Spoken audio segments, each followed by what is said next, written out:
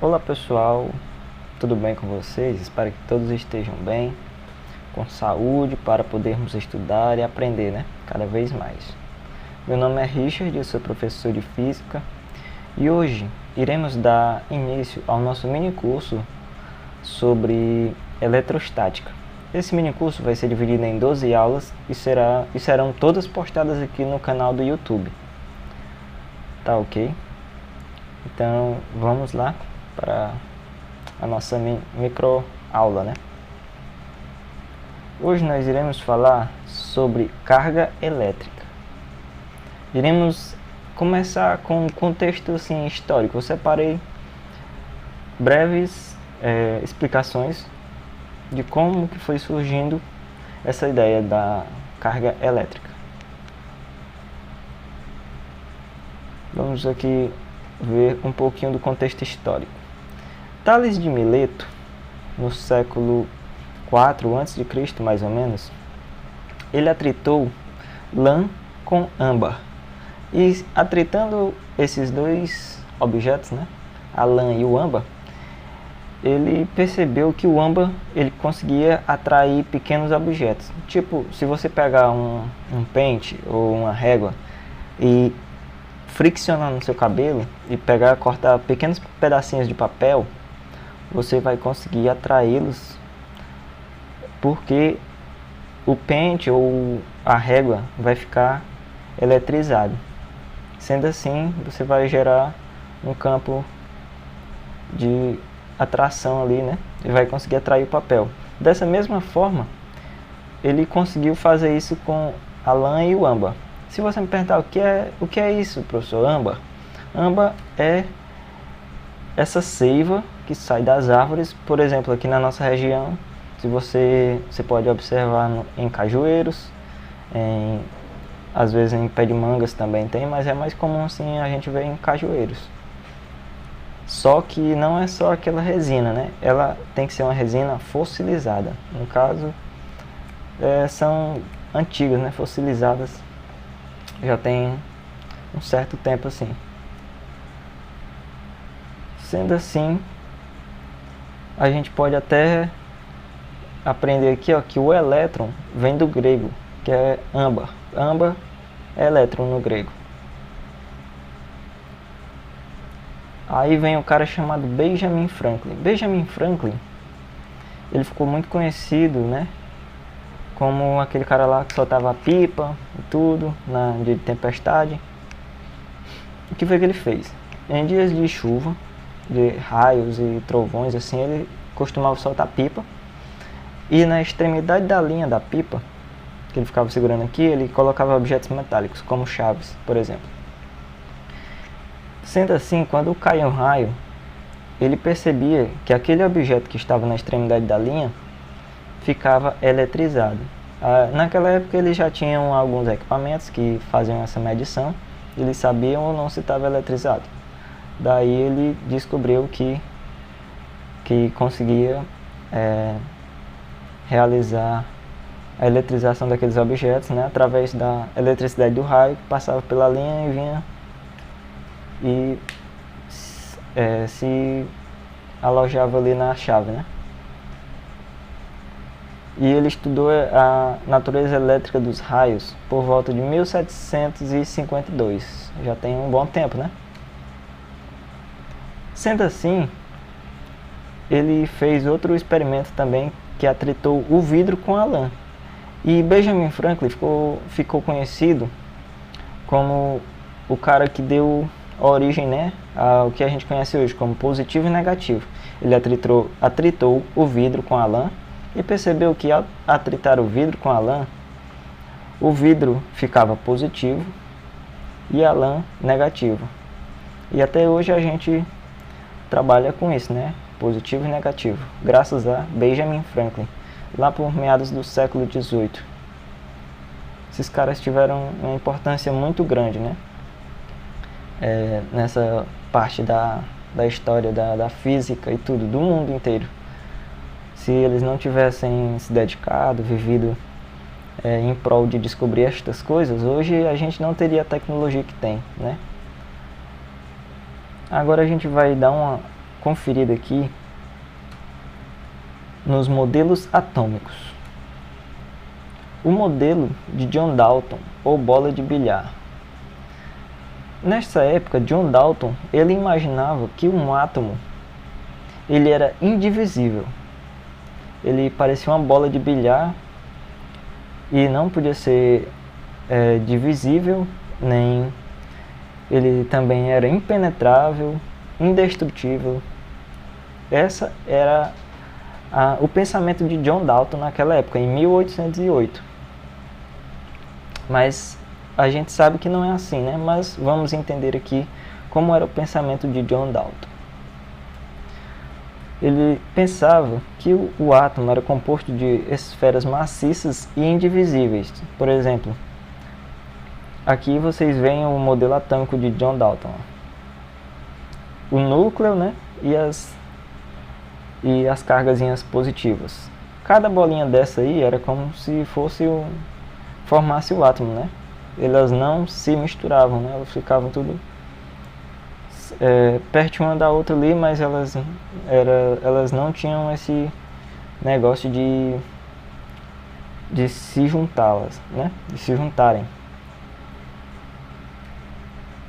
Mas só que esse pensamento ele já vem de muitos tempos, né? Como esse cara aqui chamado Demócrito e o Leucipo, por mais ou menos 400 anos antes de Cristo, ou até um pouquinho mais, né? São os dados que a gente tem sobre eles.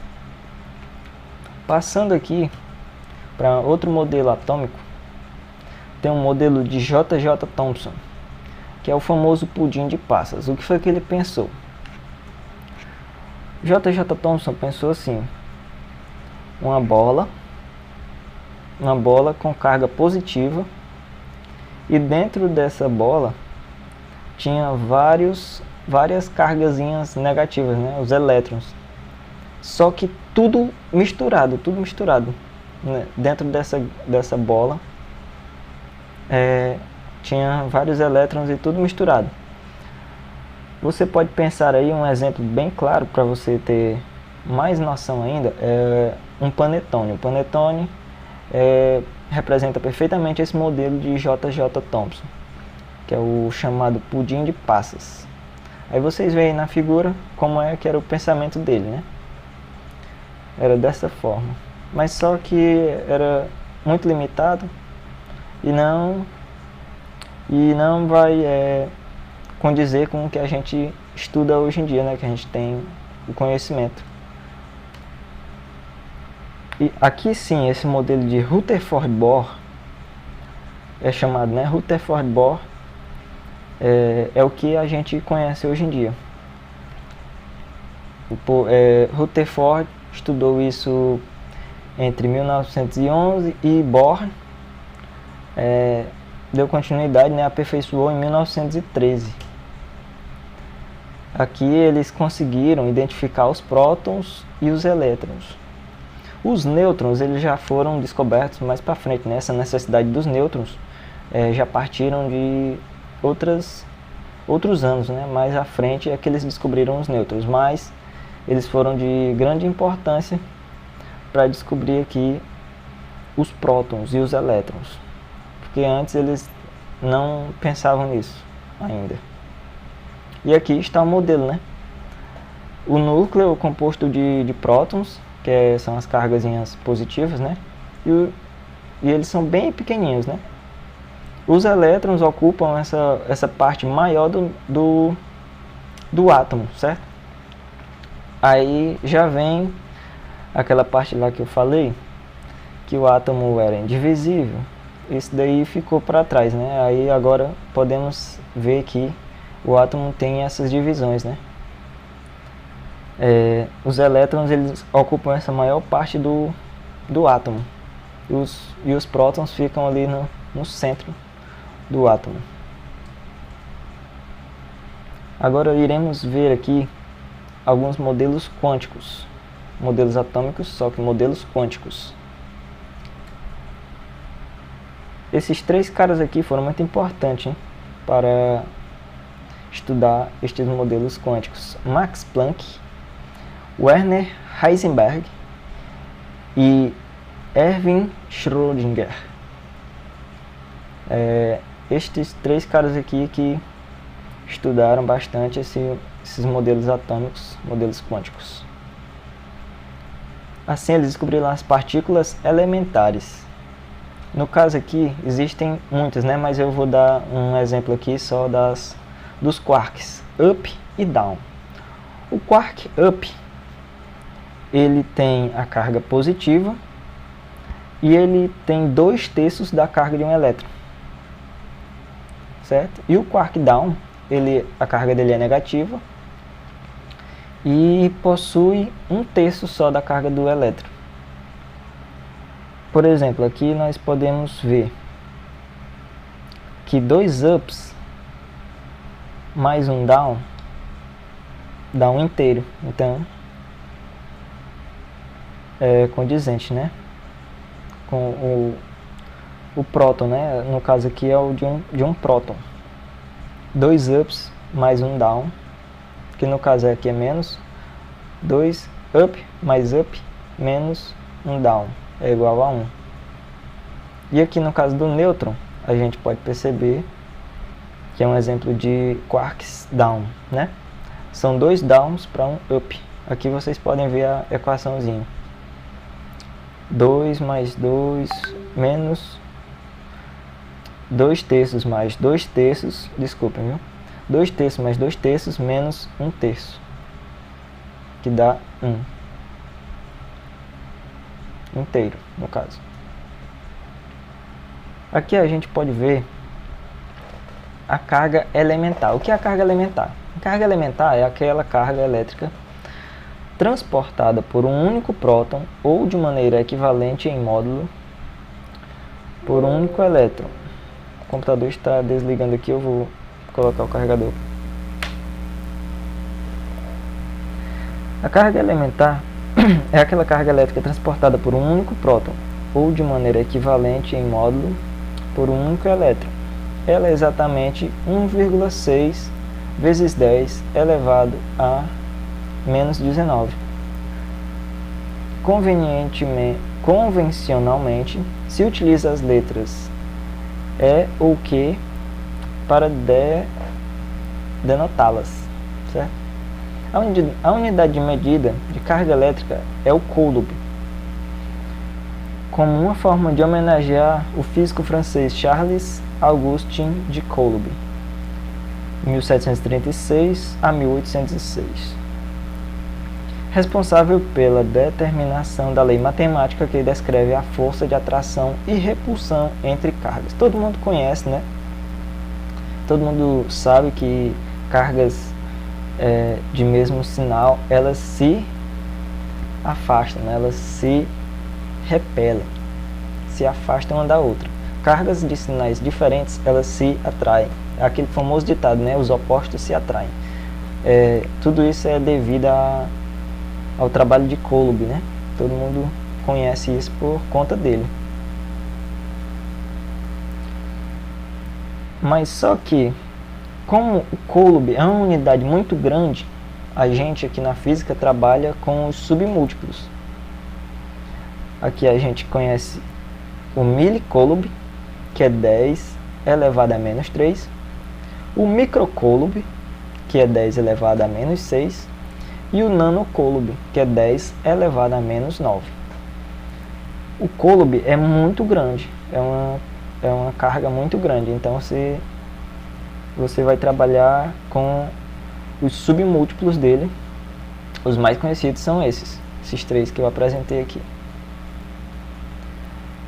E a carga dos corpos. Um corpo neutro, ele tem um número de elétrons igual ao número de prótons. Por exemplo, se eu pudesse contar aqui no corpo, por exemplo, eu vou pegar este celular aqui. Se nesse celular aqui tivesse 1000 elétrons e 1000 prótons, ele seria um corpo neutro. Tá entendido? Agora, um corpo negativamente carregado, ele teria, por exemplo, 1001 elétrons e 1000 prótons. Aí ele estaria com o corpo negativamente carregado, porque ele teria mais elétrons do que prótons. E o corpo positivamente carregado é justamente o contrário desse anterior. Teriam mais prótons, por exemplo, 1001 prótons e 1000 elétrons. Daí se dá o que a gente chamaria de carga dos corpos. Corpo neutro, quantidade de elétrons e de prótons iguais. O corpo negativamente carregado, mais elétrons do que prótons. E o corpo positivamente carregado, mais prótons do que elétrons. Por fim, a gente chegou aqui na quantização da carga, dando fim a nossa primeira aula deste curso de eletrostática. Vão ser 12 aulas postadas aqui na playlist do meu canal no YouTube, viu? O que seria a quantização da carga? Dizemos que uma grandeza é quantizada, ela não pode assumir qualquer valor, e sim múltiplos inteiros de um mínimo. Quantização vem do latim quantum, certo? Vamos pegar como exemplo aqui. Esse celular aqui, ele está a uma certa altura do chão. Por exemplo, pode estar 32,47 centímetros do chão, 60 centímetros, 1, por exemplo, né? Você não pode fazer isso na quantização de carga. Por quê? Vamos supor que aqui tem 1000 prótons e 1000 elétrons. Você não pode tirar 0,5 elétrons daqui. Ou você vai tirar um inteiro, um elétron, ou 2 elétrons, ou você vai adicionar 5 elétrons, ou prótons, vice-versa, né? Sendo assim, o nosso Qzão aqui, a gente vai encontrá-lo de que maneira? Vamos ter o N, que é um número inteiro, 1, 2, algum número inteiro, né? E ele vai ser múltiplo do valor, perdão aqui, mexi no slide sem querer. Ele vai ter aqui um valor multiplicado pelo valor da carga elétrica, certo? E o N, ele vai ser igual à diferença do número de prótons para o número de elétrons. Sendo assim, o Qzão pode ser positivo ou negativo. Quando é que ele vai ser positivo? Quando a diferença de prótons for maior do que a de elétrons, se tiver mais prótons do que elétrons. A gente já viu isso daqui lá atrás. Se para ele ser negativo, é o contrário, o número de elétrons tem que ser maior que o número de prótons. Entendido? Espero que vocês todos tenham compreendido este assunto. Na próxima aula, que será postada ainda na semana que vem, no caso, vai ser uma aula por semana. A gente vai dar continuidade aqui no nosso curso de eletrostática. Obrigado a todos e até a próxima aula. Espero que todos tenham gostado e compreendido este assunto que é maravilhoso no mundo da física.